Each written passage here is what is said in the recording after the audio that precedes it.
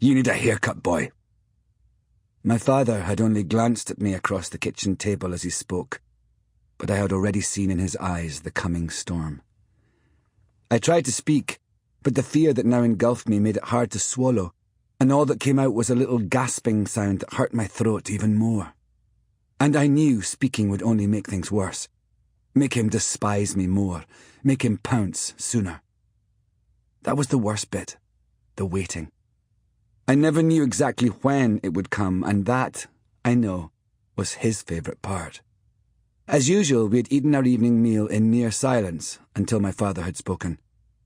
Until recently, my older brother, Tom, would have been seated where I was now, helping to deflect the gaze of impending rage that was now focused entirely upon me. But Tom had a job now. He left every morning in a shirt and tie, and our father hated him for it. Tom was no longer in his thrall. Tom had escaped. I hadn't been so lucky yet. My mother tried to intervene. "I'll take him to the barber's on Saturday morning, Ali," she said. "He'll be working on Saturday. He's not getting away with slouching off his work again. There's too much of that going on in this house. Do you hear me?" "Yes," I managed. But now I knew it was a lost cause. It wasn't just a haircut. It was now my physical shortcomings as a labourer, my inability to perform the tasks he gave me every weekend and many evenings, tasks I was unable to perform because I was 12, but mostly because he wanted me to fail at them so he could hit me. You see, I understood my father. I'd learned from a very young age to interpret the tone of every word he uttered, his body language, the energy he brought into a room. It has not been pleasant as an adult to realise that dealing with my father's violence was the beginning of my studies of acting. "I can get one tomorrow at school lunchtime." My voice trailed off in that way I knew sounded too pleading, too weak, but I couldn't help it. "Yes, do that, pet," my mum said kindly. I could sense the optimism in her tone, and I loved her for it. But I knew it was false optimism, denial. This was going to end badly, and there was no way to prevent it. Every night, getting off the school bus, walking through the gates of the estate where we lived, past the sawmill yard where my father reigned, and towards our house was like a lottery. Would he be home yet? What mood would he be in?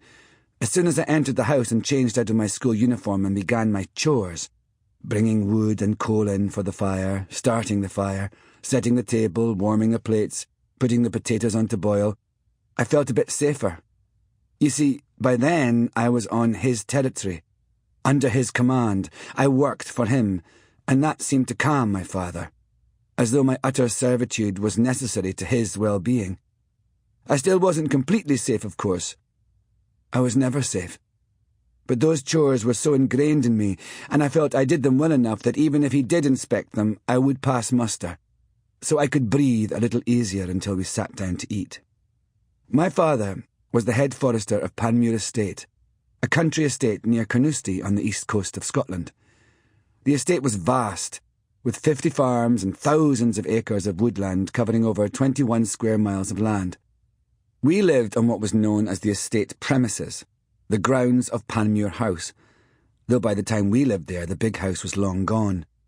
In 1955, as one of many such austerity measures forced upon the landed aristocracy, its treasures were dismantled and then explosives razed it to the ground.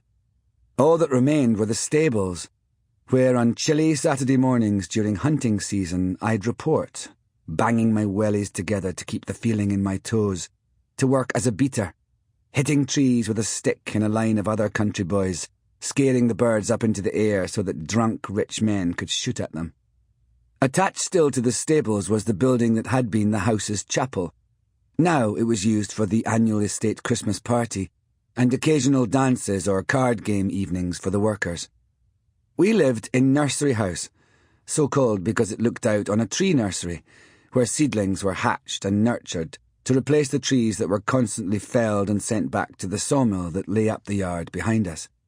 My father was in charge of the whole process, from the seeds all the way to the cut lumber and everything in between, as well as the general upkeep of the grounds.